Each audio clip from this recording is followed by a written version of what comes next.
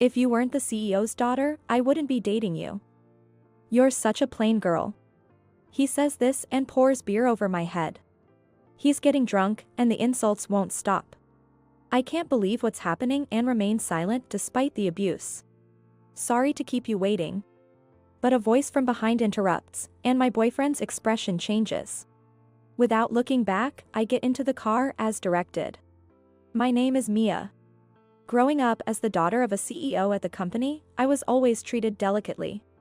I was fed up with adults who changed their behavior once they realized my father's presence behind me. Originally, I was a quiet child who preferred being alone. I started trying to blend in with the surroundings as I grew older. I suppressed myself to avoid standing out. Even friends I made through such efforts would leave once they learned about my father's job. Although I sometimes resented my father's occupation, my perspective changed when I started studying business in college. Through my college lectures, I began to understand the difficulty of maintaining stable performance over the long term, like my father. I became interested in his company. Listening to his passion and ideas for the company further piqued my interest, and I delved deeper into my studies. You have good grades in college and seems to have a knack for management, so I could eventually entrust the company to you. My father said. If that were to happen, I wanted to create a corporate culture where employees were close and could speak freely.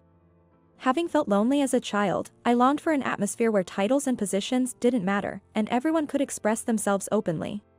It would be wonderful to make the company like that when I become the CEO. The bustling downtown area in the evening is full of various people. Seeing the clock hands pointing to 6:50, I feel relieved. I always wanted to arrive before Sam. I take out a small hand mirror to adjust my bangs. I also check the position of my permed hair and light blue hair accessory. As I put the mirror back into my handbag, I spot Sam in a suit making his way through the crowd. I wave back at Sam, who is smiling. The place we enter together is our usual bar. We order simple snacks and draft beer and toast. I love spending Friday nights talking about work and trivial things in a casual setting.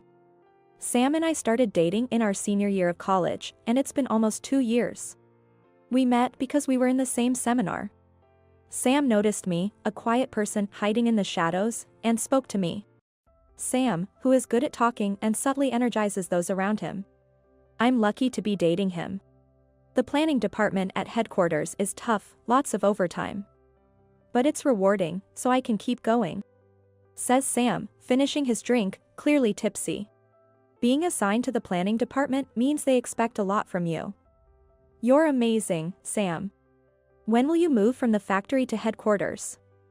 We could have lunch together if you were there. After graduating from college, I asked my father to let me work at the factory. I had a strong desire to understand the field. I want to have lunch with you, Sam, but I like and fit the factory work. Really? I think you'd look better working at headquarters in nice clothes instead of work clothes. Sam looks at me, waiting for a response. Not at all, I feel comfortable in work clothes. Sam, can we order more food? I'm getting hungry. Something feels off. I've managed to dodge the issue, but lately, Sam seems like he wants to say something. Could it be that he found out I'm the CEO's daughter? Suddenly, a cold chill runs down my spine. Memories of close friends leaving once they discovered I was the CEO's daughter resurface. I didn't want to experience that again. I can't tell Sam that I'm the CEO's daughter, and he must never find out. As I ride the sparsely occupied train, I gaze out the window. Enjoying the scenery through the glass is part of my daily commute routine. It's a sunny Monday. As the train moves, the view changes from gray buildings to a lush green landscape lined with trees. Soon, we cross a particularly large river, signaling that my stop is getting closer. The river's surface reflects a vivid blue, sparkling in the sunlight. I watch an elderly man and his puppy crossing the bridge grow smaller in the distance. Mia, good morning. You're early. A colleague greets me as I exit the station gates. Good morning. I always come at this time on Mondays. It's Henry, 2 years my senior. He's a friendly person who talked to me on my first day and has helped me ever since. We walk towards the factory, chatting about various things. After preparing, I take my position, and soon the workday begins. It should have been a usual day, proceeding as always. However, an unexpected incident occurs. Just before the afternoon shift starts after lunch, my father arrives for an inspection. As I leave the break room, I run into him, and he asks me to deliver a message to my mother. Apparently, he forgot his phone at home. Though I could send it from my computer, it's easier this way. Thanks, Mia, he says with a smile. As I watch him head towards the work area and turn around, I find Henry there. He's peeking out from a conference room door, half open. Wait, Mia, are you Mr. Tanner's daughter? What do I do? Henry overheard. I scramble to come up with an excuse but can't think of one quickly enough. Regret washes over me for carelessly chatting with my father. Now, Henry's attitude towards me is bound to change. Word will spread through the factory, and everyone might start keeping their distance. While these thoughts whirl in my mind, Henry says, "In that case, Mia, there's something I need your help with. There are a lot of systems that need changing. Can you tell him?" Henry's usual demeanor confuses me, but his request piques my interest. What kind of systems? I ask, and Henry gives a brief explanation. I want to know more, but the start of the shift is approaching. We agree to discuss the details after work and return to our positions. We hurry to our respective workstations. Even after finding out I'm the CEO's daughter, Henry doesn't change his attitude towards me. On the contrary, he acts as if it doesn't matter at all. Feeling the weight I've been carrying melt away, I head up the stairs to the work area. I'm sitting across from Henry at a fast food place near the station. Our conversation from earlier in the day unexpectedly picked up. In short, Henry wants the decision-making power to be given to the field. Currently, any changes to the standard manual require approval from headquarters. This applies to even the smallest changes, necessitating an approval request from the factory, followed by an inspection from headquarters. It takes time to get approval afterward. Situations often change while waiting for approval, making the requested changes unnecessary, but even canceling the request takes effort. Henry finishes his double cheeseburger and crumples the wrapper as he says, "So, Mia, can you ask Mr. Tanner?" Just kidding, it's impossible, right? But I still think something should be done. I was unsure if this was something I could ask my father. That's true. It might be difficult to ask him, but it seems like the system should be changed. Yeah, you think so too, right? Let's take action first. We'll document all past cases and submit them. We'll convey our request and have headquarters consider it. I wonder if it'll work. I start convincing the hesitant Henry. Let's at least try. Yeah, just talking won't change anything. The next day, we started gathering information from around the factory, involving our supervisors. It was tough to do amidst daily tasks, but our persistence paid off, and a few months later, the documents were ready. We entrusted them to our supervisor, Simon, timing it with a general meeting at headquarters, and felt a sense of relief. While taking a break and drinking a cup of coffee, my colleague Luke approached me. I heard the documents are finished. Good job. Since we had been gathering information throughout the factory, everyone was aware of the situation. It's finally done. I hope it leads to some changes. It will. I'm impressed by your initiative, Mia. You really take after Mr. Tanner. What? How do you know that? Sorry, I got it out of Henry. I was curious why you were taking the lead. Only I know, so don't worry. Is that so? I felt a mix of emotions but believed Luke was sincere. It'd be great if you became the CEO, Mia. You're diligent, hardworking, and you did this for the factory. Me as CEO? No way. I laughed it off, and Luke laughed along with me. He had worked at the factory for over 20 years. And always treated me the same, like Henry. His consistent kindness and brightness were reassuring. A few months later, Simon returned from the general meeting and called everyone together excitedly. Simon says to the employees who have gathered around saying, "What is it? What's going on?" Authority at the field level has been partially changed. Hearing this, the employees started buzzing. I instinctively looked for Henry. Noticing my gaze, he raised his fist from the outer edge of the group. Not all our hopes were realized, but nearly half had been approved. That day, everyone congratulated me, and I felt genuinely happy. Filled with a sense of accomplishment and renewed motivation, I continued to have fulfilling days. One day, my father called me to headquarters. Wondering why he would call me out specifically, I left my afternoon duties and headed to headquarters. Entering the CEO's office, my father first praised my efforts. I hadn't told him anything, but he seemed to have looked into it. Apparently, the company's numbers had improved significantly because of it, and after a hearty laugh, he turned serious and said, "Mia, you have management skills and vitality. It's time you seriously consider taking over as CEO." Hearing my father's words, I felt excited. Listening to and acting on feedback, seeing employees thrive in a better workplace. As CEO, I could drive changes on a larger scale. I could make it even easier to work, though the responsibility would be heavier. I had almost made up my mind, but I told him I needed time to think and went home that day. I questioned myself alone in my room. Can I really do this? Can I handle the responsibility? That night, I had trouble falling asleep. The next morning, despite being sleep deprived, I visited my father at headquarters with a clear mind. "About what we discussed yesterday, please let me do it. I would like to take on the role," I told him sincerely. My father said, "That's great, thank you," and started discussing the upcoming schedule. "What? Mia, you're going to be the CEO?" "Henry, please don't shout. It's just Henry and me in the break room during lunch." Thinking it was a good opportunity, I told him about becoming the CEO. Sorry. But I can't believe you're really becoming the CEO. Everyone will be surprised. That's the thing. I think I'll be transferred to headquarters soon, but I'm struggling with how to explain it to everyone. Just tell the truth. It's a bit scary to tell them I'm CEO's daughter. I decided to open up about my past. How close friends left me once they found out, how I was sad about being treated differently, and how I tended to close off my heart as a child. Henry listened empathetically and said, "Some people might not be able to treat you the same, that's true. But everyone knows how hard you've worked. They trust you. And you might find that many people's attitudes don't change at all." Is what he said right? Henry's words made me feel that could be true, but my heavy memories resisted further thinking. In the end, I only gave a vague response.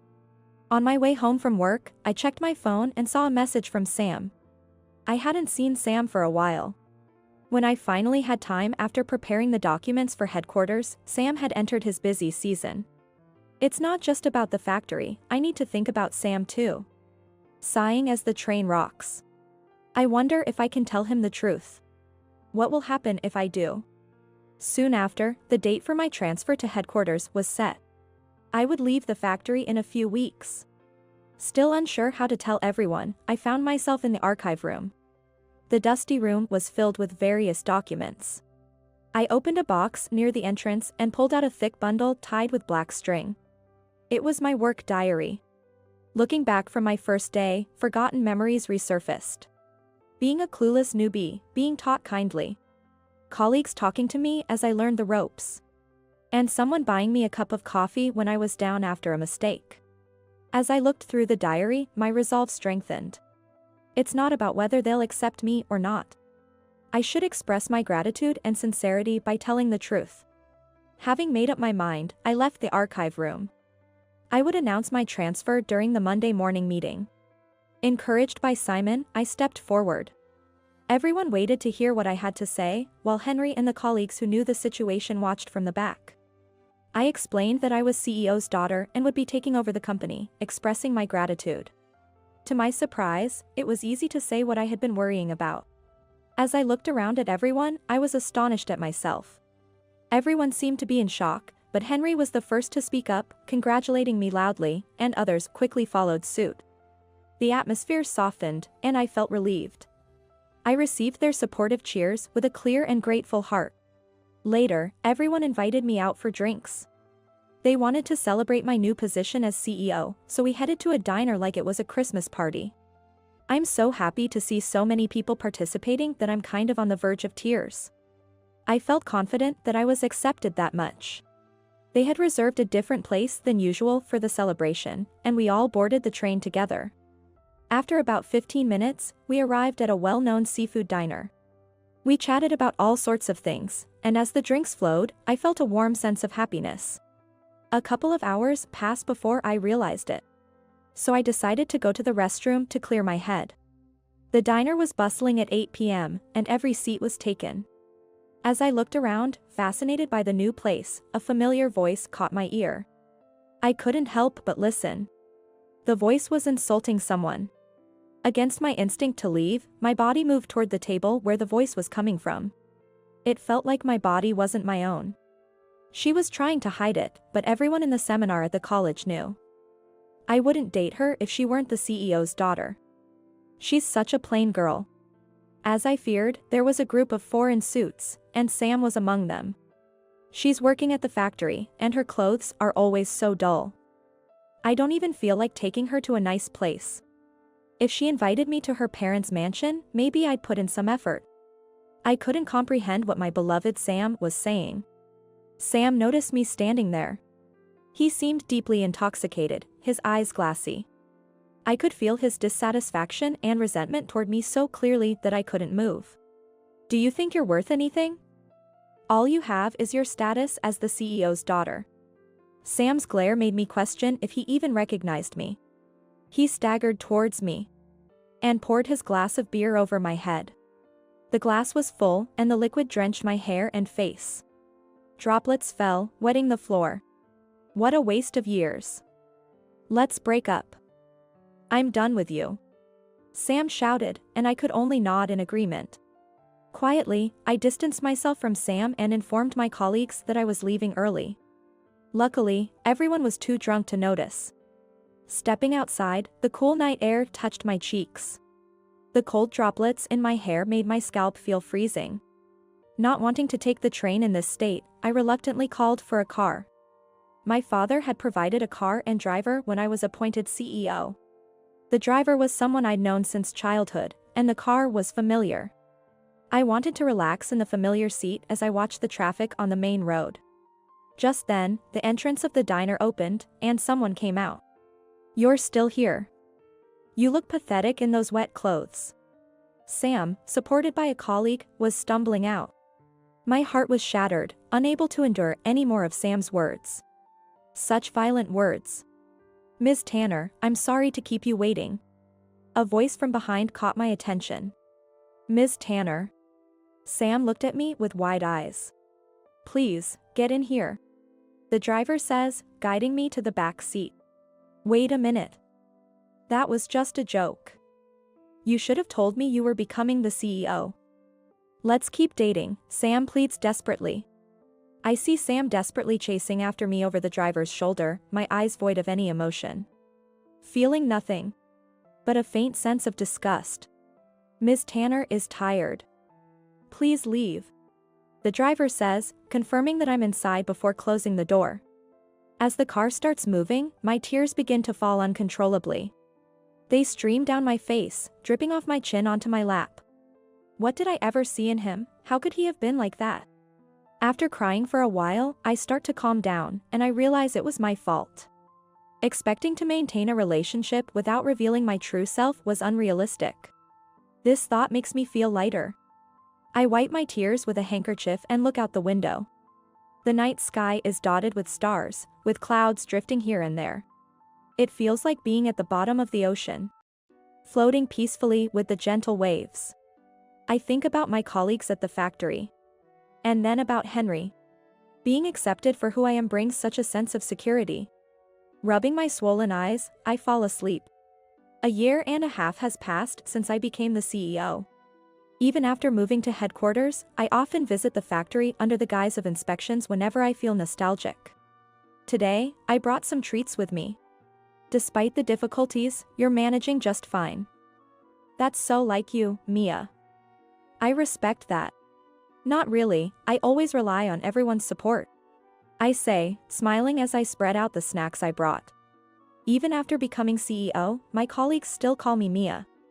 It feels like coming home. As I bask in this happiness, Henry approaches me. So, where should we go for our honeymoon? Surprised by the sudden private question, I look around.